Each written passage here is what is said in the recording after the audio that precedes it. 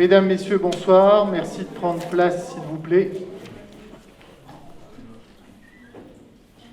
pour le Conseil municipal. Permettez-moi tout d'abord, comme à chaque Conseil municipal, de vous souhaiter la bienvenue pour le vote du compte administratif et des comptes administratifs, je devrais dire 2021, et le vote du budget 2022, marquant en fait la fin du cycle budgétaire initié déjà il y a quelques mois. Tout d'abord, j'aimerais saluer la présence de Madame Johanna Voll, le nouveau responsable de la trésorerie de Vittel, inspectrice divisionnaire. Chère Madame, bienvenue à Vittel. On peut l'applaudir, hein, parce qu'elle a du boulot. Hein. Lors du dernier conseil, vous avez eu déjà une présentation de ce que nous souhaitons mettre en œuvre pour cette année. Année, comme je l'ai déjà expliqué, importante pour Vittel, car nous allons passer des phases dites d'études aux phases d'instruction des dossiers pour arriver sur les réalisations sur la fin de cette année et pour certains actifs, et surtout sur l'année prochaine.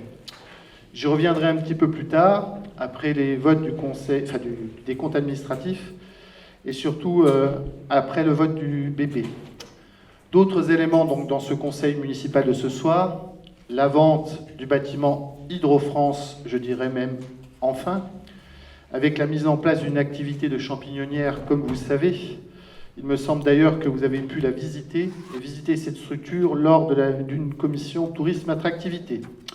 Je ferai un point aussi particulier sur les questions diverses, parlerai des actions mises en place. Vous l'avez vu, il y aura une délibération qui sera prise par son CCAS et l'aide à l'Ukraine, en lien avec les autres communes du territoire, le département et surtout la région Grand Est.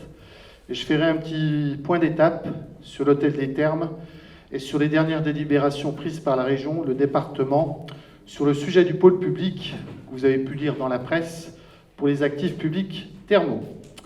Avant de commencer, je précise de nouveau que cette séance, comme depuis 2 ans, alors malheureusement ou heureusement, est filmée, et que j'ai hâte, à titre personnel, que nous remontions dans notre salle municipale, qui est un petit peu plus conviviale. Sans transition, je ferai l'appel, comme à chaque séance, et je vais nommer un secrétaire de séance. Commençons par l'appel. Monsieur Patrick Floquet. Madame Nicole Charon. Monsieur Alexandre Chopinez. Présent. Madame Sylvie Vincent. Présente. Monsieur Daniel Gornet. Présent. Madame Isabelle Boissel. Présente. Monsieur Grégoire Christian. Présent. Madame Fabienne Picard. Présent. Madame Tomasini Marie-Thérèse. Présent. Monsieur Jackie Canepa. Présent. Monsieur André Auchan. Présent. Madame Denise Maire. Présent. Madame Véronique Grossier. Monsieur Francis Marquis. Présent. Monsieur Gauthier Jean-Jacques. Présent. Monsieur Thierry Ledzinski. Présent. Madame Ghislaine Cossin. Présent. Madame Nadine Bailly. Présent. Monsieur Olivier Simonin. Présent. Monsieur Valentin Vassalo. Présent. Madame Charline Lehmann. Présent. Monsieur Joël Grosjean. Présent. Madame Maryse Ratier. Présent. Véronique. Éric Lamontre est excusé et a donné procuration à Madame Véronique Grossier. Madame Dominique Alboussière. Monsieur Bernard Novian. Monsieur Didier Forquignon. Madame Zey, excusée, a donné procuration à Monsieur Didier Forquignon. Nous sommes 27 présents, le quorum est à 10, 2 pouvoirs et 29 votants.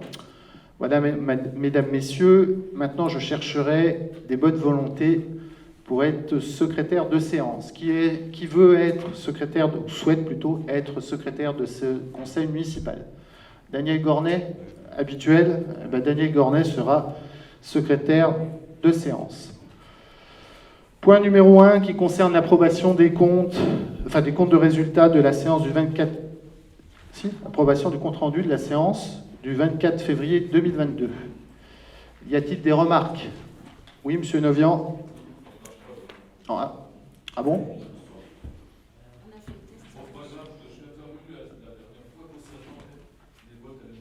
Oui. Oui. Oui.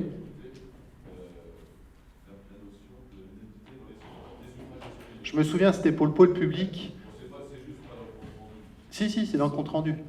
Moi, j'ai demandé qu'il soit dans le compte-rendu.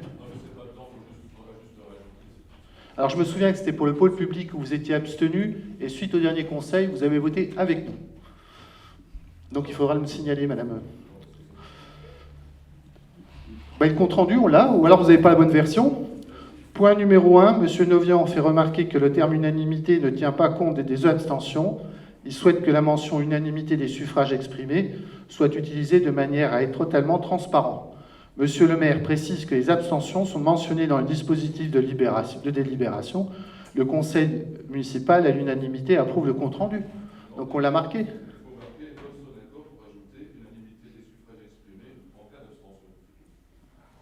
Ah, ouais, c'est le même principe, oui, c'est la sémantique, mais c'est dans le même état d'esprit. On ne vous a pas oublié.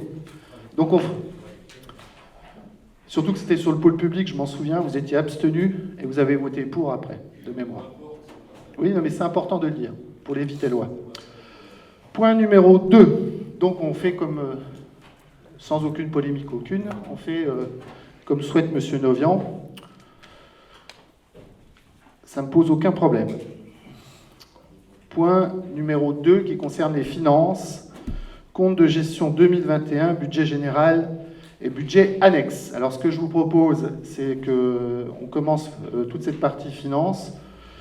Je m'occupe de faire sur le point 3, sur tous les annexes qui vont suivre, tous les comptes administratifs, de les faire un à un. Évidemment, comme vous savez, je ne peux pas être jugé parti, à la fois ordonnateur et participer au vote. Donc je donnerai la présidence de séance si vous envoyez aucun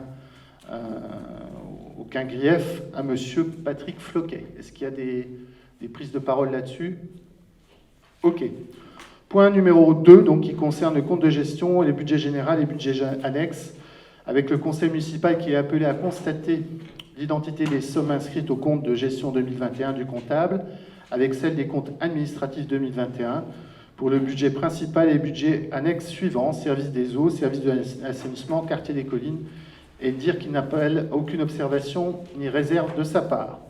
Après cet fait, présenter les budgets primitifs de l'exercice 2021, ce que je vais faire. Après s'être assuré que le receveur, Mme Vol, a repris dans ses écritures le montant de chacun des soldes figurant dans les bilans de l'exercice 2020, de statuer sur l'ensemble des opérations effectuées entre le 1er janvier 2021 et le 31 décembre 2021, de statuer sur l'exécution des budgets de l'exercice 2021, donc budget général et budget annexe, et de statuer sur la comptabilité des valeurs inactives.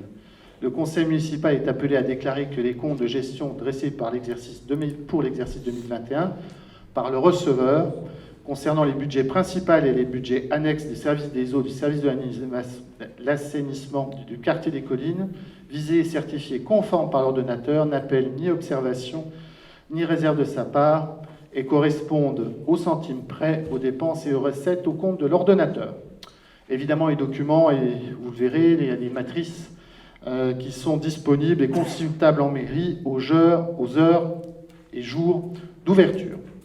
Voilà, mesdames, messieurs, pas de questions. On passe au vote. Qui est contre? Qui s'abstient? Je vous remercie. Point suivant qui concerne les comptes administratifs. Donc je vais expliciter les différents comptes administratifs. Je donnerai donc la présidence temporairement à M. Floquet qui fera voter. Évidemment, il y aura un échange et des questions auparavant si vous le souhaitez. Et je sortirai de la salle et je reviendrai pour le BP.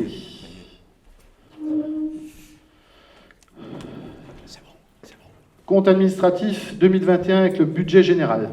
Le budget général présente les résultats suivants.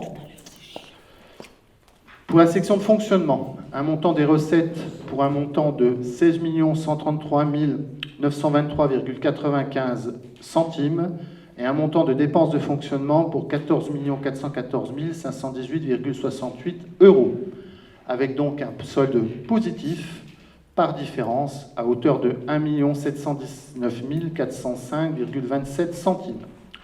Pour sa section d'investissement, un montant des recettes pour un niveau de 4 659 401,72 € et un montant des dépenses de fonctionnement pour 2 615 407,55 €, et donc un solde positif par différence à hauteur de 2 043 994,17 €. Soit au total des soldes, si nous reprenons le tableau, de 3 763 399,44 en faisant la différence de l'ensemble des dépenses et l'ensemble des recettes. Pour la partie fonctionnement, par chapitre, on vous rappelle pour 2021 d'une manière plus détaillée l'ensemble des recettes, donc par chapitre. Chapitre 011 pour mémoire, les charges à caractère général, avec notamment beaucoup de services qui ont été fermés, comme vous vous souvenez, sur les 6 premiers mois de 2021 en raison de la crise sanitaire. Exemple type, certaines manifestations qui ont dû être impactées et qui ne se sont pas réalisées. Pareil pour les fêtes et cérémonies. Pareil pour les réceptions et diverses animations et SACEM, soit un solde, enfin des dépenses non faites pour un montant de 147 772 €. Par ailleurs, suite à la campagne active des recherches des fuites des eaux, on en parlait la semaine dernière, et des consommations, qui enregistre une baisse de 61 088 €, compris les économies réalisées à la piscine, fermée malheureusement pendant 6 mois. On le verra aussi qu'on retrouvera au niveau des recettes, et Patrick vous expliquera que c'était un petit peu compliqué. Le chapitre 012 qui concerne les charges de personnel, l'absence de manifestation sur la majeure partie de l'année a permis en fait de créer malheureusement la non-distribution de recettes, enfin d'heures supplémentaires, et elles ont largement diminué, ce qui explique qu'on arrive à un niveau de 96,79%. Le 0,14, comme vous savez, je ne le dis plus, c'est la péréquation, qui est à quelques euros près, à 98,90% réalisée. Les autres charges de gestion, c'est toutes les autres, qui sont atteintes presque à un niveau de 100%. Les charges financières avec des économies proviennent de la faiblesse des taux d'intérêt, peut-être que ça ne durera pas, sur les emprunts à taux variables et les intérêts courus sur la dette l'ICNE. Le chapitre 67 consiste à donner les charges exceptionnelles qui avaient été peut-être un peu surestimées. On est arrivé à un niveau d'atteinte de 72,1%. C'est surtout des subventions de fonctionnement aux associations. Alors je précise, inférieur à ce qui avait été budgété, puisque certaines manifestations, et c'est dans ce sens-là qu'il faut comprendre cette ligne budgétaire, n'ont pas pu se réaliser. Au total, les prévisions de dépenses arrivent à 92,12%. On passe maintenant sur la section fonctionnement recettes, 0,13, qui est l'atténuation de charges, à savoir ça retrace des charges de remboursement pour l'assurance maladie de la part des personnels. Les prévisions au chapitre 70 du domaine qui sont réalisées à 85,95%. Importante diminution tarifaire non compensée par l'État suite à la fermeture des services pendant la crise sanitaire. On devrait dire non compensée totalement par l'État. Le cinéma, la piscine, ainsi que les recettes afférentes au spectacle annulé. Les chapitres 73 qui est conforme puisque c'est les impôts et taxes, et vous savez qu'on a des formulaires qui arrivent et qui nous donnent exactement les niveaux de prélèvement, les différents montants par taxe, différentes taxes. Le chapitre présente 64% des recettes de fonctionnement pour mémoire. Le chapitre 74 qui correspond aux compensations de l'État qui n'est pas égal à ce qu'on a perdu au-dessus, à la ligne du dessus, ce que je vous expliquais. Des recettes fiscales liées à la crise sanitaire à l'agence ARS par la prise en charge notamment de l'organisation du centre de vaccination pour mémoire. Les autres produits de gestion courante, c'est des produits un petit peu qui ne sont pas les autres. Produits classiques et financiers, c'est en fait la part souscrite auprès de la caisse d'épargne. Les produits exceptionnels comptabilisent les remboursements pour les assurances suite à des sinistres. Et globalement, les prévisions de recettes sont un petit peu supérieures, puisqu'on atteint, par rapport à ce qui avait été estimé, 102,36%. Vous avez compris en fait que globalement, il y a un peu moins de dépenses qui sont réalisées pour l'année 2021 et grosso modo, même c'est sûr, un peu plus de recettes qui étaient prévues, estimées, qui sont tombées dans les escarcelles de l'État, enfin de la ville. Section d'investissement. avec les dépenses.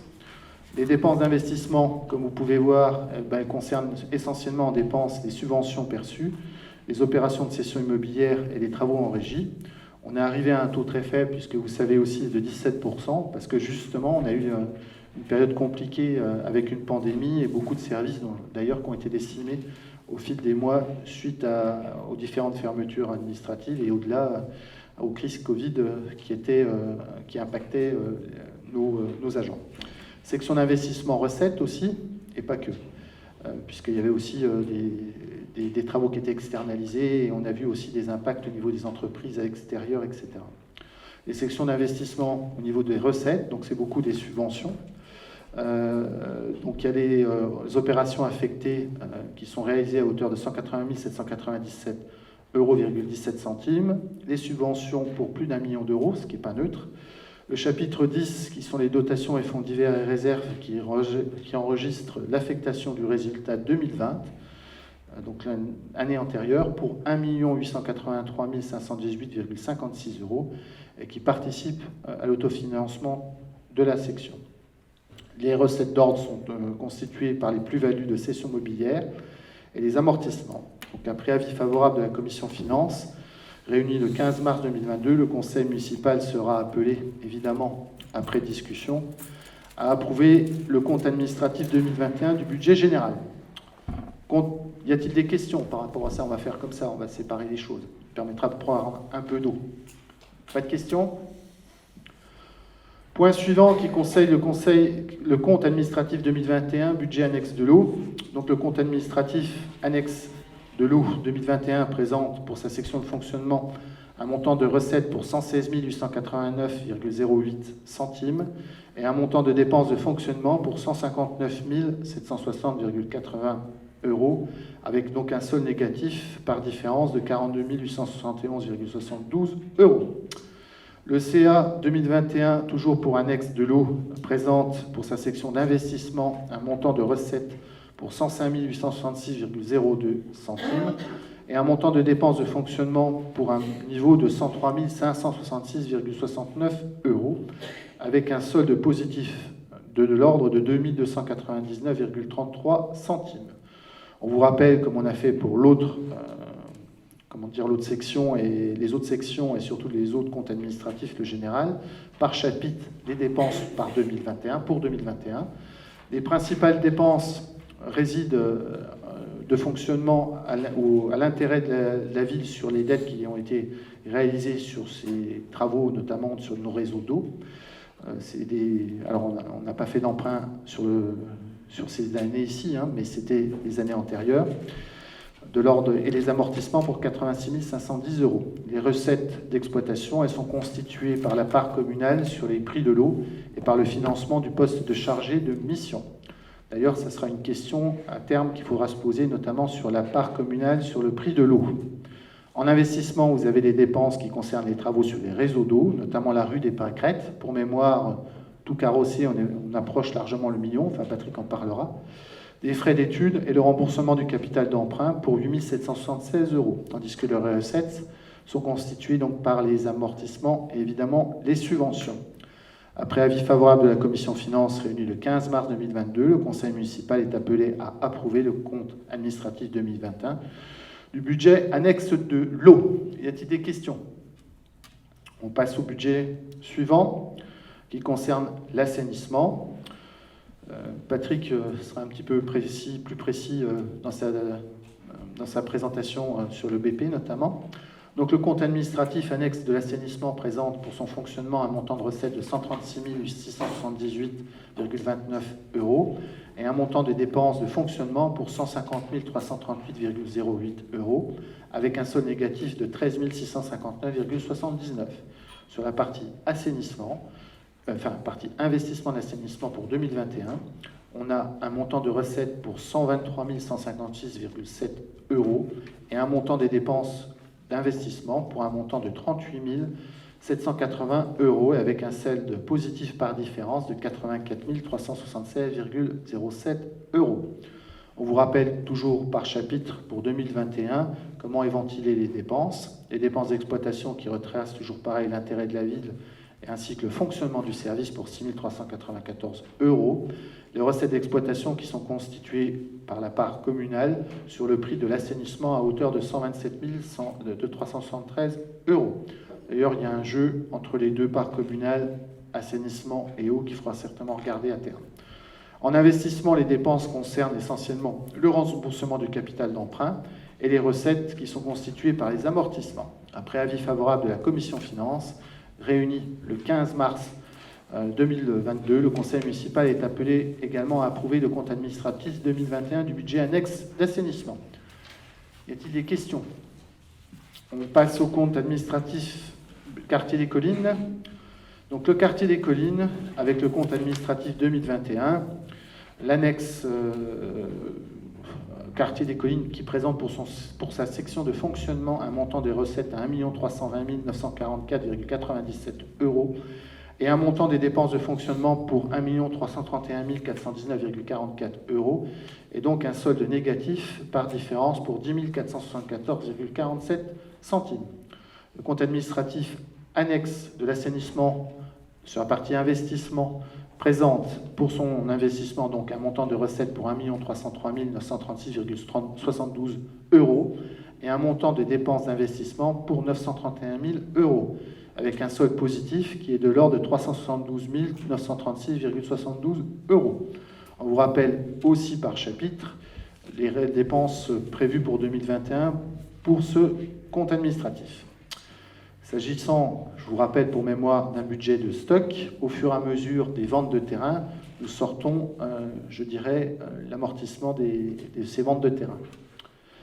Y a-t-il des demandes d'intervention? Pas de demande d'intervention? Eh bien, je vais sortir de la salle et puis je vais confier la présidence à M. Patrick Floquet.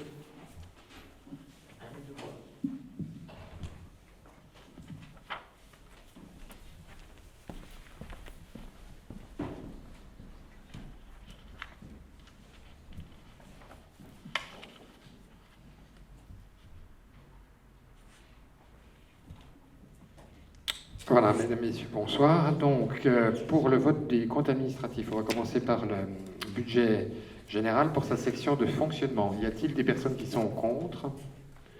Des personnes qui s'abstiennent? Je vous remercie. Concernant toujours le budget général et maintenant sa section d'investissement, y a-t-il des personnes qui sont contre? Des personnes qui s'abstiennent?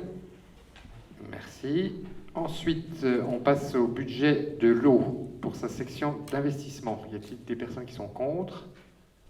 Qui s'abstiennent? Je vous remercie. Toujours le budget de l'eau de la section d'investissement. Personnes qui sont contre? Qui s'abstiennent? Je vous remercie. Ensuite, le budget de l'assainissement, soit section de fonctionnement. Est-ce qu'il y a des personnes qui sont contre? Qui s'abstiennent? Merci. Au niveau de sa section d'investissement, y a-t-il des personnes qui sont contre? Qui s'abstiennent?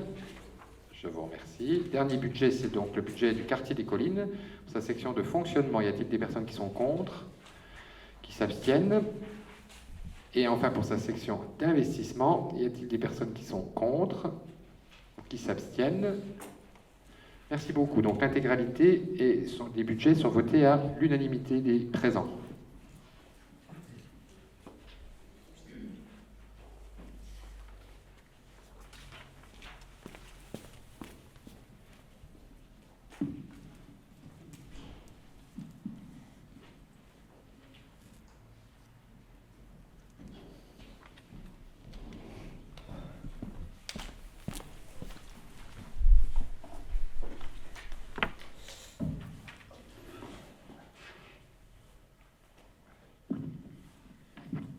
Merci Patrick. Donc, nous allons pouvoir passer au point numéro 4 qui concerne le bilan des cessions et acquisitions pour l'année 2021. Conformément à l'article L2241-2241-1 du Code des collectivités territoriales, on doit donner chaque année, par une délibération, le bilan annexé au compte administratif justement de l'ensemble des opérations qui sont réalisées au niveau de la collectivité. On vous a mis sous forme de tableau pour un montant de 516 986,97 €. Je précise également que ça correspond énormément à des ventes de terrain sur le quartier des Collines, puisque nous attendions presque 390 000 euros à cet endroit-là, et une vente sèche qui correspond à la villa Angelot. Pour mémoire, le quartier des Collines, c'est 83 parcelles entre la tranche 1, tranche 2, 3A, 3B ou phase 1, phase 2. Sur ces 83 parcelles, 65 sont déjà vendues, 13 sont pré-réservées, et il ne reste plus que 5 parcelles à disposition, ce qui prouve bien que ce quartier-là, il y a de l'attractivité et que les gens décident de s'installer. Point suivant. Alors, le conseil municipal est invité à prendre acte, puisqu'on ne vote pas, des sessions de l'année 2021. Point suivant, qui concerne maintenant l'affectation des résultats. Donc, nous avons défini les différents comptes administratifs pour les différents, budgets. Maintenant, il va falloir repartir sur une nouvelle année et affecter ces résultats.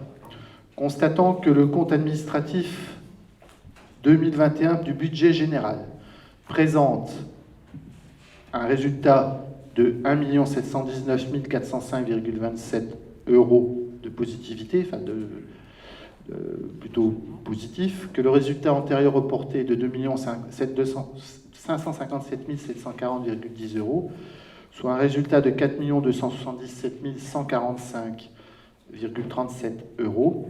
Le résultat d'investissement du compte administratif 2021 est de 2 043 994,17 euros.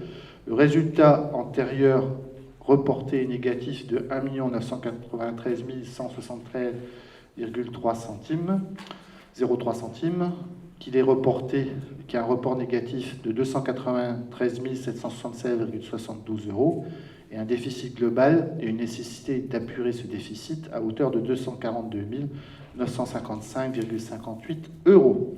Il est proposé donc d'affecter le résultat comme suit.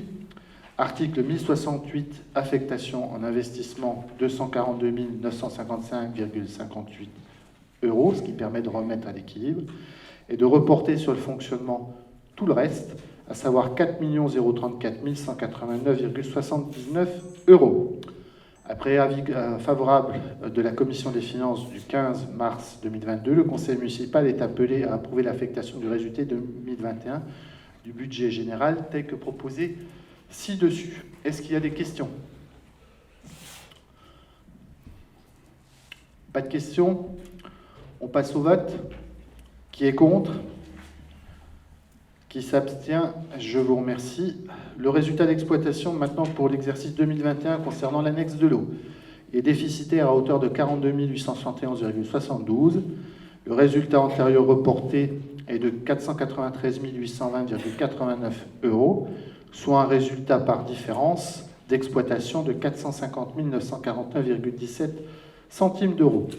Dit autrement, on fonctionne grâce à nos résultats antérieurs. Il faudra, ce que je vous expliquais tout à l'heure, à un moment ou à un autre, équilibrer les fameuses parts via les coefficients eau et assainissement pour corriger à terme les difficultés qu'on pourrait rencontrer peut-être dans quelques années. Le résultat d'investissement du compte administratif 2021 est de 2 299,33 centimes. Le résultat antérieur reporté est positif à hauteur de 289 032,91 centimes. Le reporté négatif de 166 746,21 centimes d'euros. Et on a un excédent d'investissement à hauteur de 124 586,03 centimes. Donc vous l'avez compris, on n'a pas besoin de financement sur la section de l'investissement. Et après avis favorable de la Commission des finances, le Conseil municipal est appelé à affecter le résultat 2021 du budget annexe de l'eau comme défini précédemment, avec des recettes d'exploitation au compte 02 excédent antérieur reporté pour un montant de 450 949,17 centimes d'euros. Y a-t-il des questions? On passe au vote. Qui est contre? Qui s'abstient? Je vous remercie. Budget annexe de l'assainissement. Donc même mécanique, résultat d'exploitation du compte administratif 2021 est déficitaire à hauteur de 13 659,79 centimes. Le résultat antérieur reporté est de 313 958,39 centimes, soit un résultat positif d'exploitation de 300 298,50 centimes. Résultat d'investissement de l'exercice à hauteur de 84 376,7 centimes. Un résultat d'investissement antérieur de 483 939,98 centimes. Un résultat d'investissement reporté pour 24 000 négatifs 613 euros. Et surtout un excédent, merci, d'investissement, Daniel, pour un montant positif de 543 703,05 centimes. En l'absence de besoin de financement, la même mécanique de la section d'investissement et après avis favorable de la Commission des finances réunie le 15 mars 2022, le Conseil municipal est appelé à décider d'affecter le résultat 2021 du budget annexe de l'assainissement en recettes d'exploitation au compte 002, excédent antérieur reporté, pour un montant de 300 298,60 centimes. Y a-t-il des questions? On passe au vote. Qui est contre? Qui s'abstient? Je vous remercie. Vote à l'unanimité. Budget annexe du quartier des Collines. Le résultat d'exploitation du compte administratif 2021 est déficitaire à hauteur de 10 474,47 centimes.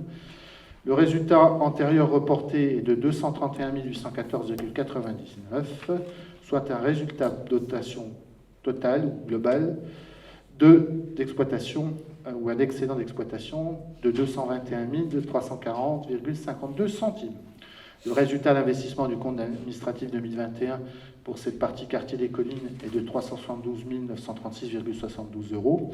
Le résultat antérieur reporté est négatif pour 299 558,72 euros. Et il y a un excédent d'investissement de hauteur de 73 378 euros.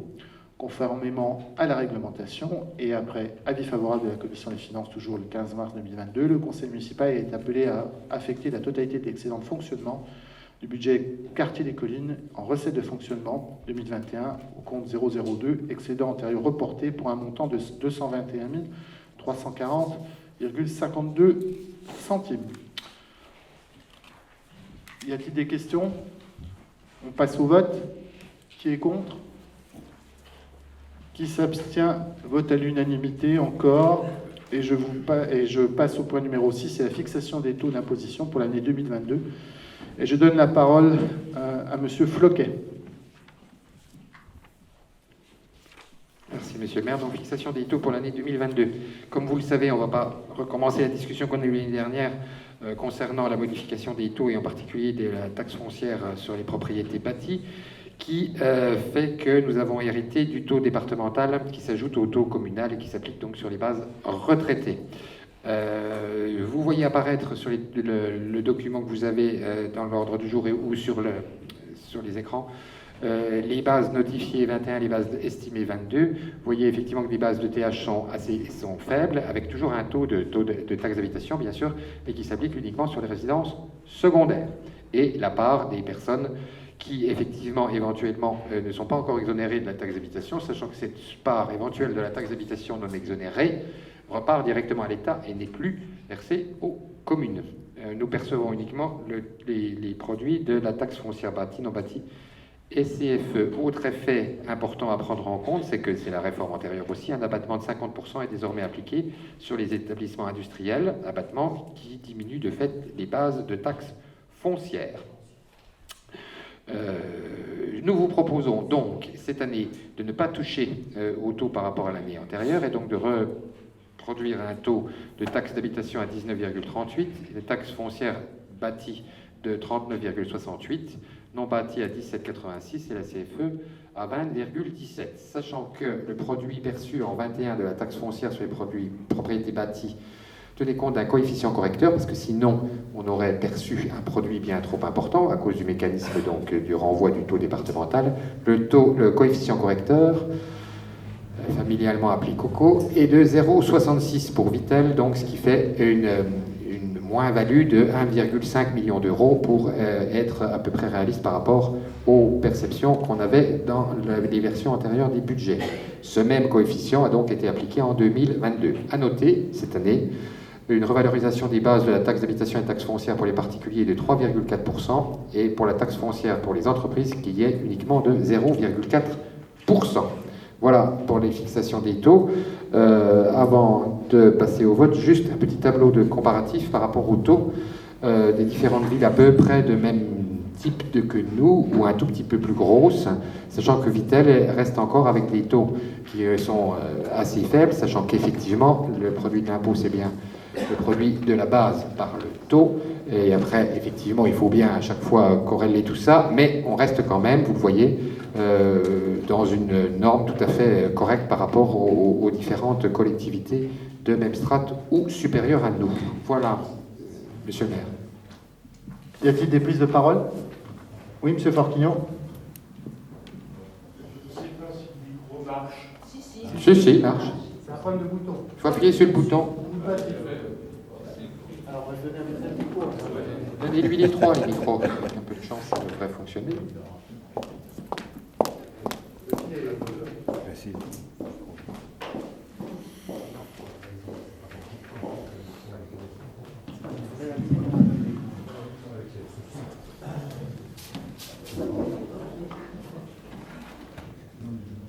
Un, deux. En fait, vous avez raison, hein, monsieur Novian, il n'était pas allumé là-bas. Il n'était pas allumé là.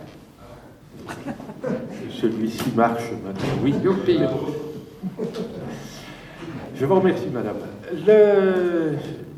Ma question portait plutôt sur le tableau que vous aviez affiché précédemment, où il y avait la comparaison entre les différentes taxations des communes Pas de souci. qui font partie, voilà, des différents taux d'imposition qu'on a.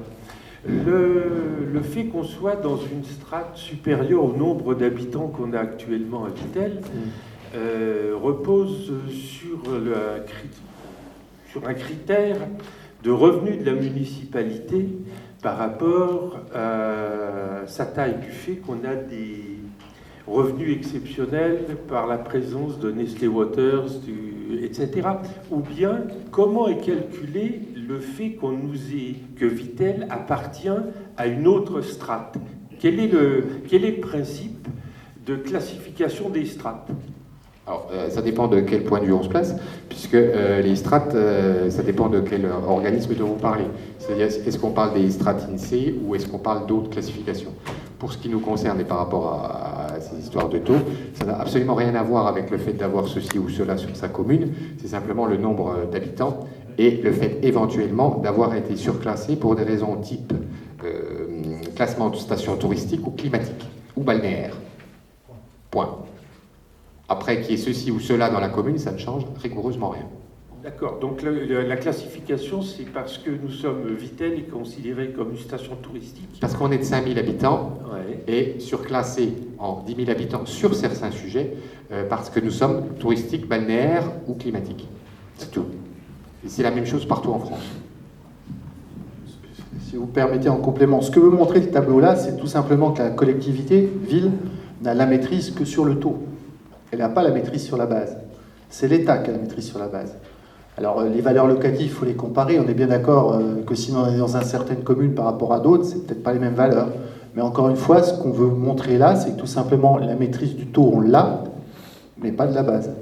Et quand on regarde les taux, finalement, alors je suis bien d'accord avec vous, hein, qu'un impôt c'est un montant fois un taux, enfin c'est plutôt le résultat, enfin une base fois un taux. Et que la base, nous, on ne peut rien faire, puisque c'est l'État et les députés qui votent les revalorisations au fil des années, et que, grosso modo, la seule maîtrise qu'on a, nous, c'est sur ce fameux taux. Voilà. On a répondu à votre question, M. Forquignon? Oui, merci. Oui, j'aurais une question complémentaire. Juste, on est bien d'accord que les taux d'imposition sur 2022 Oui, sont les mêmes que sur 2021. c'est ça. C'est ce que C'est-à-dire que ça n'augmente pas. Non, c'est ce que j'ai dit. Ok. On vous propose de garder les mêmes taux que l'année dernière, sachant qu'en complément de ce que disait Monsieur le maire, on maîtrise les taux, c'est bien gentil, mais on les maîtrise de moins en moins, puisqu'en plus ils sont très encadrés.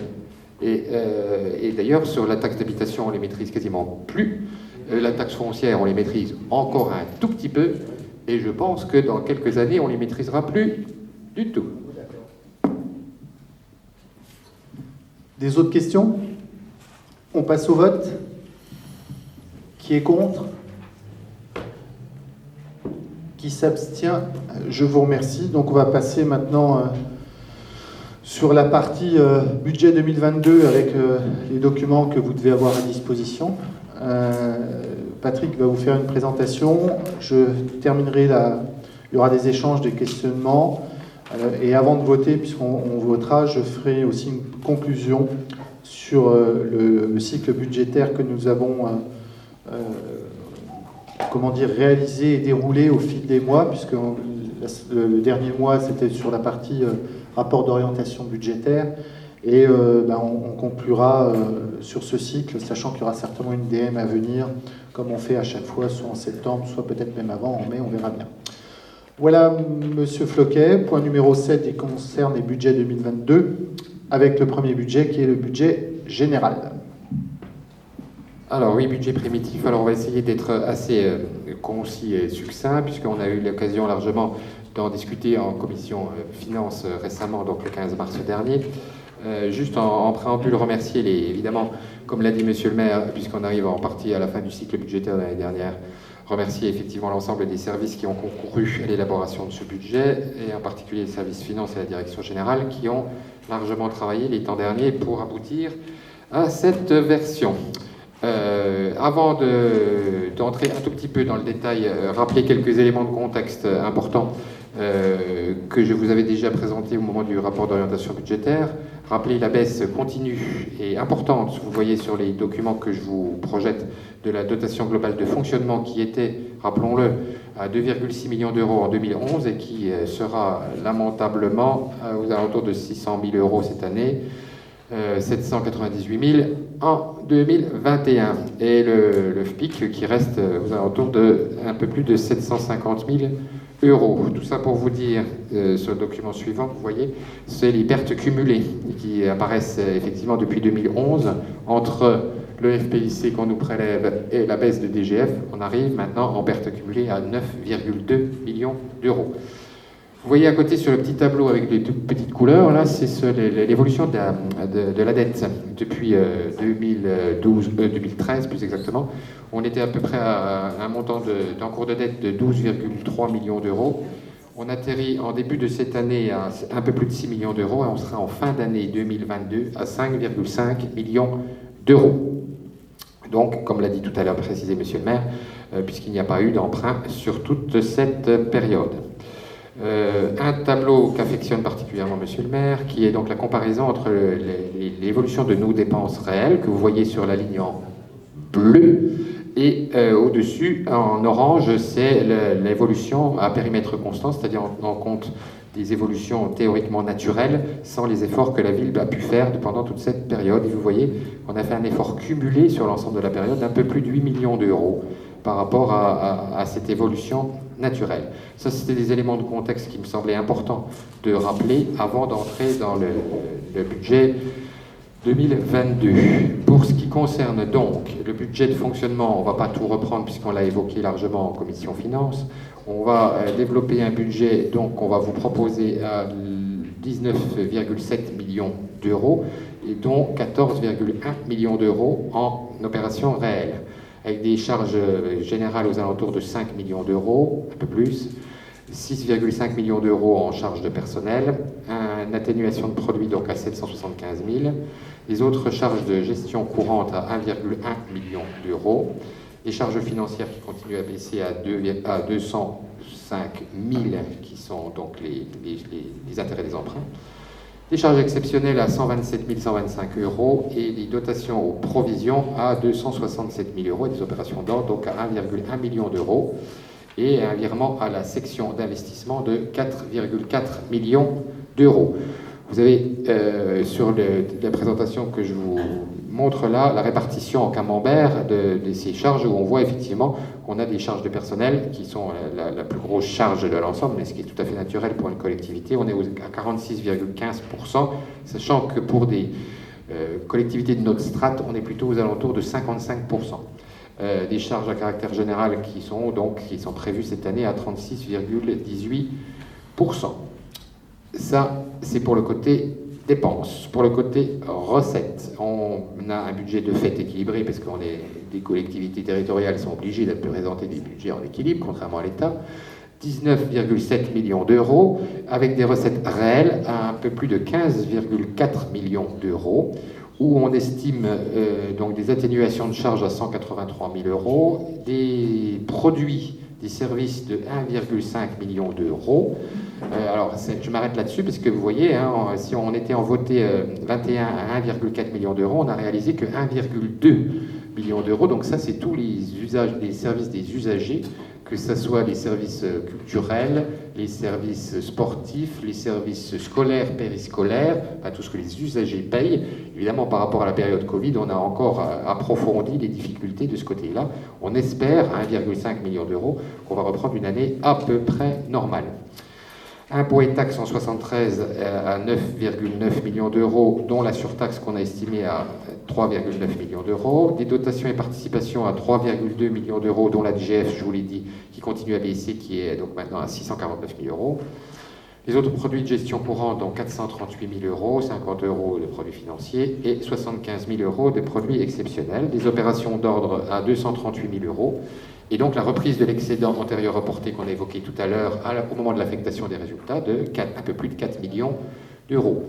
Sous forme de camembert, vous voyez l'importance, évidemment, puisqu'on est une collectivité territoriale, des impôts et taxes, de la surtaxe, qui représente 19,5% du budget primitif 22 pour sa part recette, des dotations et participations qui sont aux alentours de 16%. Vous voyez que les produits des services, c'est-à-dire ce que payent en réalité les usagers, ne représentent que 7,7% des recettes.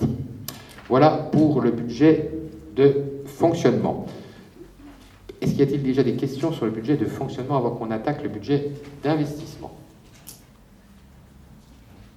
Pas de questions? Donc on poursuit sur le budget d'investissement. On va vous proposer un budget d'investissement pour cette année d'un peu plus de 11 millions d'euros, dont 9,9 millions d'opérations affectées.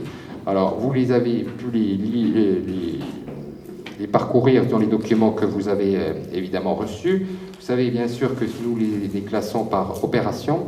Alors, très succinctement, je vais plus m'arrêter sur les opérations les plus importantes, et en particulier l'opération 102.1, qui est donc la réhabilitation des ensembles sportifs pour 1,4 million d'euros en nouveaux crédits. Évidemment, on poursuit les travaux concernant les travaux du stade et les salles hypoxico-climatiques. Sinon, après les autres, il n'y a rien de particulier, c'est beaucoup des matériels, on va dire, ou par exemple en opération 105, des travaux sylvicoles qui vont être réalisés. Sur l'opération 107, alors là évidemment on va s'arrêter 2 minutes puisque c'est 4,3 millions d'euros. Ça concerne dans l'opération 107 l'opération qui concerne les travaux sur l'hôtel des Ternes, mais monsieur le maire y reviendra en point d'information. L'acquisition évidemment des bâtiments du pôle public, donc on a déjà évoqué, et puis du matériel et de la signalétique sur les bâtiments. Ça c'est l'opération 107. Dans l'opération 107.1, vous avez l'opération qui concerne l'établissement thermal et les quelques travaux qu'on va y poursuivre. En termes d'autres opérations un peu importantes, évidemment, vous avez l'opération 110 et 110.1. 110, c'est donc les aménagements urbains de toute nature, et puis on l'a évoqué au moment du ROB, bien sûr tout ce qui concerne les services techniques, et aussi une partie de plan pluriannuel qu'on a impulsé cette année, de changement des véhicules au niveau de la ville, de toute nature, dont d'ailleurs un camion grue qui à lui seul est valorisé déjà à plus de 200 000 euros. Et puis en dessous, bien sûr, la voirie 2020-2026, c'est donc en APCP, on en parlera tout à l'heure. On est à plus d'1 million d'euros sur cette opération-là pour cette année. Voilà, sinon après, là, c'est des opérations un peu classiques de renouvellement de matériel ou d'autres choses sur lesquelles il n'y a pas de commentaires particuliers à faire. Sur les dernières opérations, alors vous avez une opération, la 121, qui est immeuble productif de rapport, qui est anormalement plus élevé que d'habitude, mais c'est lié à la mise en place, dans le cadre du plan d'accessibilité, de l'ascenseur au niveau du bâtiment qui héberge actuellement la Maison du Patrimoine, entre autres, qui va accueillir l'antenne du CNAM. Et donc là, il y a un ascenseur, puisque c'est un immeuble qui est loué à la communauté de communes pour ce CNAM. Il est donc considéré comme un immeuble productif de revenus pour la ville. Et donc, on a l'obligation de le mettre dans cette case 121. Et pour rien que pour l'ascenseur, on l'a valorisé pour l'instant, on ne sait pas encore de façon définitive, mais aux alentours de 150 000 euros.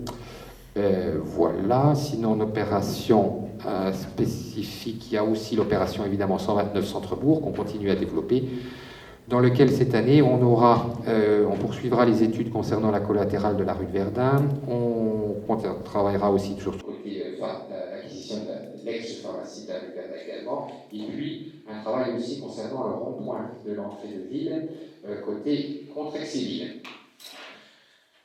Voilà pour les dépenses. Pour le côté, on continue dans les dépenses, mais là on est dans les dépenses non affectées, 1,6 million d'euros, où vous voyez, alors ça c'est des opérations, on va dire, habituelles, d'opérations d'ordre entre sections, et puis vous voyez la valorisation, le capital de l'emprunt qui est valorisé, et puis vous avez l'opération 45, mais que vous avez l'habitude, c'est l'opération pour compte de tiers qui concerne l'éclairage du parc thermal, qu'on est obligé de séparer. Total, donc, comme je vous l'ai dit, 11,6 millions d'euros, opérations affectées et non affectées.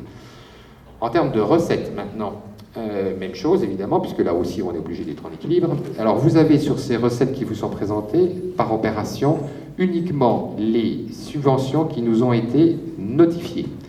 On a évidemment d'autres subventions qui sont en cours de demande et pour lesquelles on a déjà des choses positives qui nous ont été précisées, mais on n'a pas la notification officielle. Donc, en termes de subventions réellement notifiées en nouveaux crédits, on peut valoriser actuellement 2,1 millions d'euros.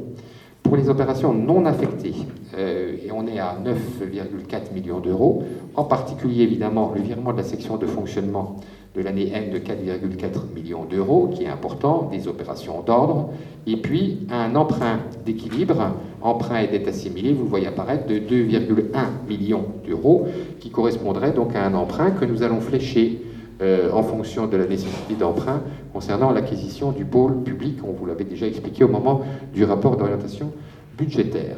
Sinon, après, c'est des opérations classiques, et vous retrouvez de nouveau l'opération 45, puisqu'on l'a en dépenses et en recettes, des opérations pour compte de tiers qui doit être équilibrée, en lien avec les subventions, les apports de la ville par rapport à l'opération éclairage du parc. Et puis vous avez effectivement l'affectation du résultat de fonctionnement de N-1 de 242 000 euros. À la fin, un total général de 11,6 millions d'euros.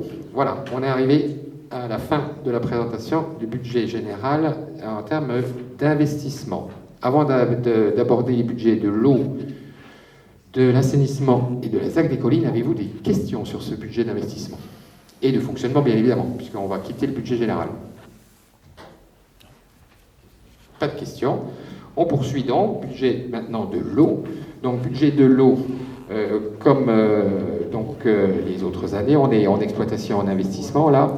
590 000 euros d'exploitation qui sont équilibrés avec le résultat reporté et des crédits de cette année.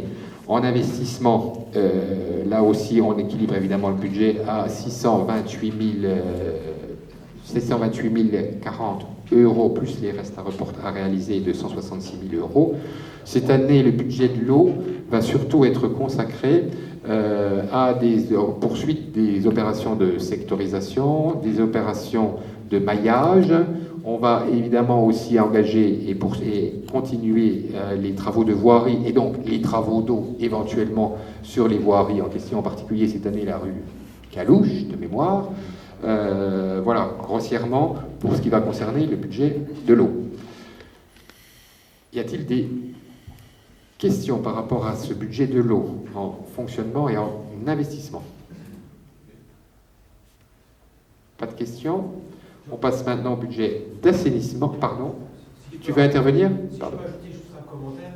Oui. Je vous avais expliqué il y a maintenant quelques réunions du conseil municipal qu'on avait lancé un diagnostic du réseau de distribution d'eau potable. On aura ce diagnostic, les résultats de ce diagnostic que d'ici quelques mois, probablement juste avant l'été, on aura peut-être besoin d'enclencher de nouvelles actions sur le réseau de distribution d'eau potable. Donc on verra à ce moment-là lors d'une prochaine réunion. Tout à fait.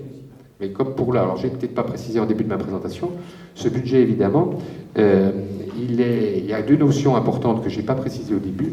Effectivement, il n'est que le budget de la photographie de ce qui se passe aujourd'hui, pour les opérations qui sont matures aujourd'hui. Comme l'a dit Monsieur le maire, il y a l'éventualité possible de mettre en place des décisions modificatives soit en mai, soit en septembre, quand les opérations comme celle-là, et d'autres d'ailleurs, parce que sur d'autres sujets, c'est la même chose, où évidemment, au moment des décisions modificatives, vous reprendrez en compte les recettes éventuelles et les dépenses éventuelles qui seront à mettre en œuvre. Sachant aussi que la philosophie qui a prévalu pour ce budget, c'est d'essayer d'allier d'un côté l'optimisme de la volonté et de l'autre côté le pessimisme de la raison.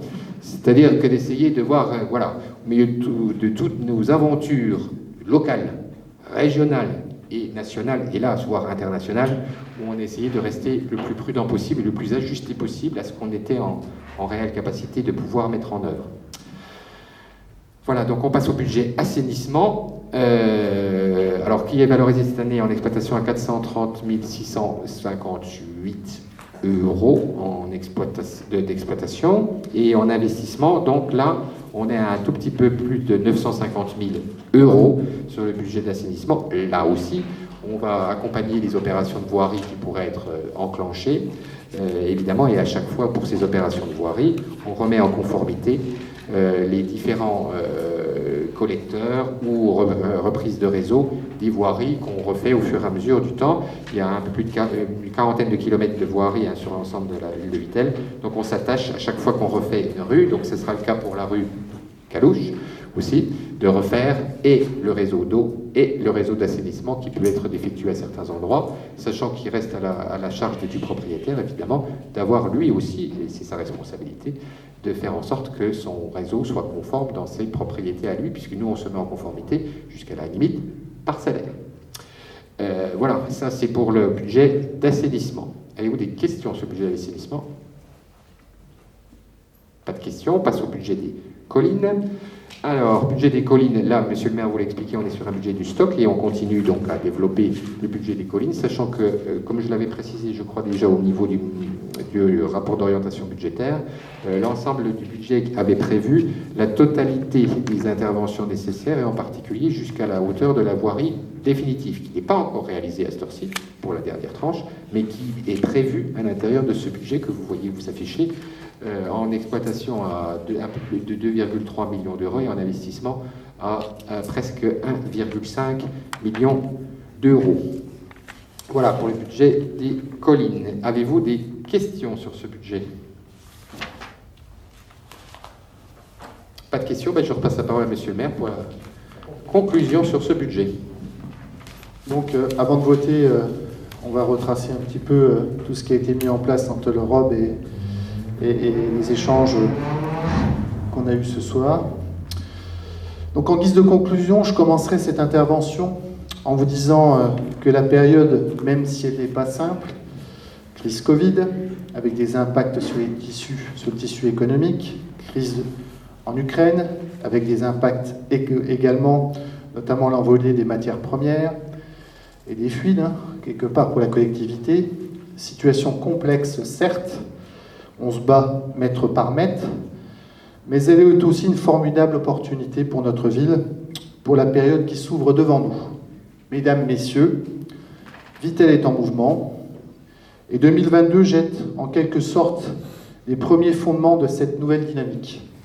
Preuve en est d'ailleurs, à la fois le Conseil départemental des Vosges et la région, en nous faisant confiance, ont voté ces derniers jours le principe du pôle public, démontrant à l'inverse de ce qui a été dit il y a quelques mois, que notre ville est et reste attractive, et j'insiste là-dessus. Ce sont des engagements financiers forts qui ont été pris par les différentes collectivités. Pour mémoire, 2 millions pour le Conseil départemental des Vosges et 1,4 million pour la région. Et nous négocions aussi peut-être un accompagnement de l'État avec des demandes d'aide qui ont été réalisées. Ce projet Vittel Horizon 2030, expliqué lors de la campagne de 2020, validé par les Vittellois, est en quelque sorte notre feuille de route, notre document support, qui permettra de développer notre station touristique notre Vitel pour les 30 à 40 ans à venir, sous l'action de nos politiques publiques qui seront déployées au fil des années et durant tout ce mandat. Il a pour but, comme vous l'avez compris, ça a été dit par la région et le département, et puis nous aussi la ville, de maintenir l'emploi sur Vitel. Pour mémoire, 365 emplois directs, dont 180 locaux, et plus de 1000 emplois indirects entre fournisseurs, commerçants, restaurateurs. Il a pour but de ne plus mettre ou de ne pas mettre les œufs dans le même panier. Il a pour but de fixer les familles sur le territoire. En fixant ces familles sur notre territoire, en donnant de l'emploi, en continuant à développer nos services, Maison France, service si cher à Sylvie, défense de notre hôpital et pas que, nous aurons quelque part un nouveau cycle ou un cycle vertueux, emploi, service, compris santé, famille et école. Et la liste est non exhaustive. Dans ces périodes troublées, il me semble qu'il ne faut pas diviser, il faut au contraire unir les forces. Le fait de dénigrer telle ou telle activité peut bloquer, même des investisseurs, et donc de l'emploi sur le secteur, et ce, dans tous les domaines, compris le tourisme. Ce budget 2022, comme je l'ai expliqué lors du ROB, est volontariste. Il répond aux enjeux d'avenir et à venir, et il n'hypothèque pas non plus notre situation financière. Patrick l'a expliqué, désendettement divisé par 2 en 7 ans, plus de 6 millions de dettes apurées, épargne 2021 importante, si on compare à fin 2013, capacité de désendetter qui baisse, on passe de 8 ans à 5 ans en 2021, en ligne avec nos objectifs, et enfin des ratios de gestion stabilisés, voire même confortés.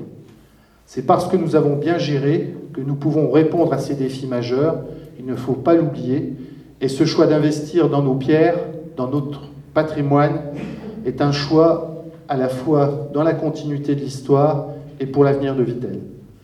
Volontariste sur le plan économique également. Il traduit la volonté de notre équipe municipale de se remettre en question.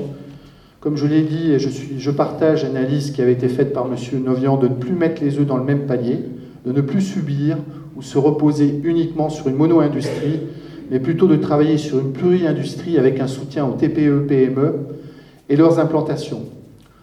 Pour mémoire, dernières entreprises fixées ou stabilisées sur Vitel, Laurent Lémon Logistique, Solocap Mab, et des projets en cours et engagés sur Vitel, Avinim, Cegelec, Enedis. Entreprises fixées et qui pouvaient aussi partir sur d'autres secteurs, et de nouveaux projets en cours d'instruction, d'Aussi, Bontemps, le photovoltaïque, à tel point qu'il va falloir certainement réfléchir, et j'en ferai part au président de la communauté de communes, sur l'extension de cette zone de la Croisette. Vitel est donc attractif sur le plan économique, et c'est une réalité.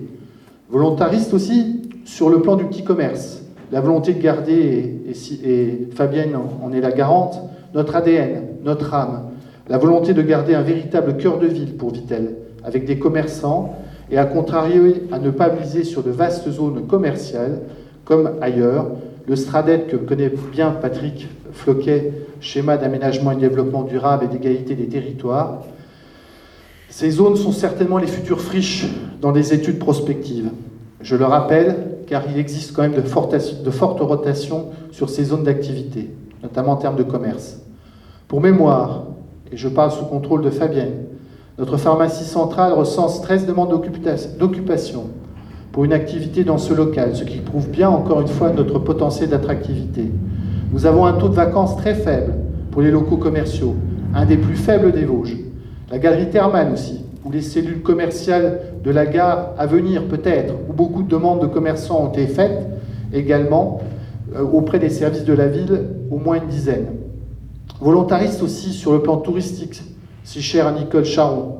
Il traduit le fait de ne plus être dépendant d'un seul acteur touristique, mais de plusieurs, dans différents domaines d'activité, en travaillant les segments de clientèle, la qualité, les offres proposées, en travaillant le bien-être, la nature, le sport, le tourisme vert, le slow-tourisme, avec des acteurs connus et reconnus, comme Viking, le Club Med, Seasonova, pour ne citer qu'eux, et d'autres acteurs majeurs qui viendront compléter l'offre dans les prochains mois.